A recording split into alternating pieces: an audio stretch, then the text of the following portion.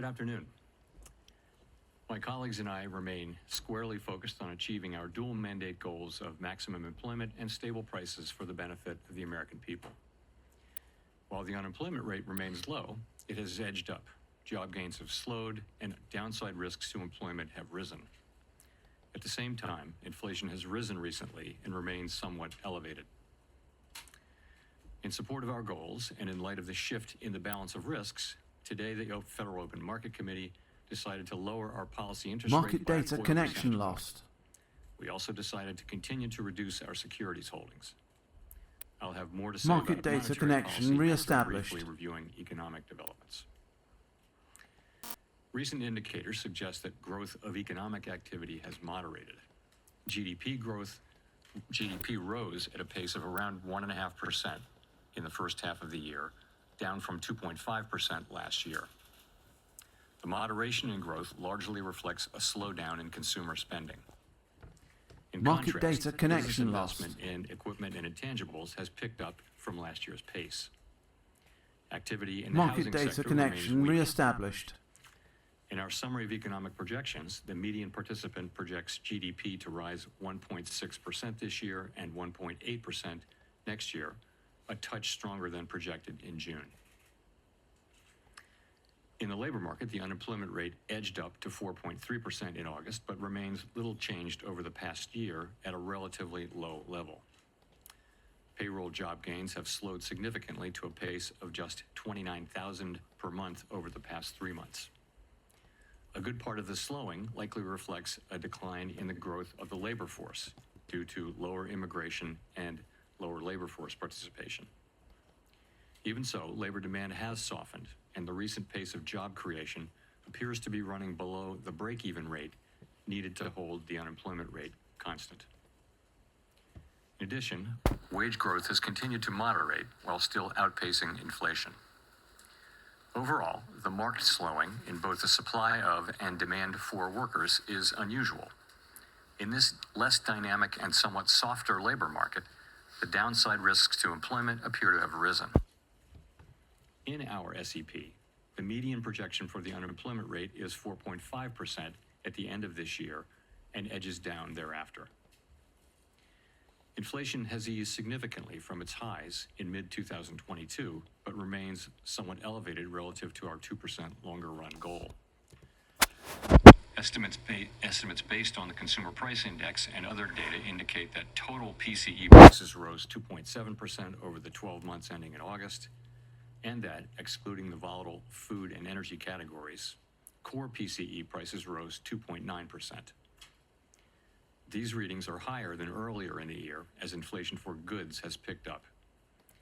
In contrast, disinflation appears to be continuing for services. Near-term measures of inflation expectations have moved up on balance over the course of this year on news about tariffs, as reflected in both market and survey-based measures.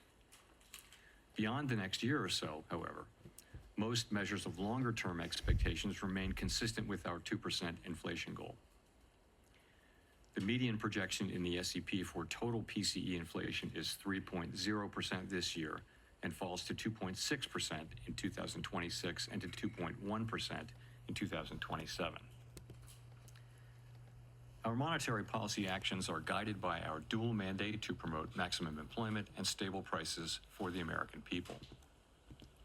At today's meeting, the committee decided to lower the target range for the federal funds rate by a quarter percentage point to 4 to 4.25%, and to continue reducing the size of our balance sheet. Changes to government policies continue to evolve, and their effects on the economy remain uncertain. Higher tariffs have begun to push up prices in some categories of goods, but their overall effects on economic activity and inflation remain to be seen.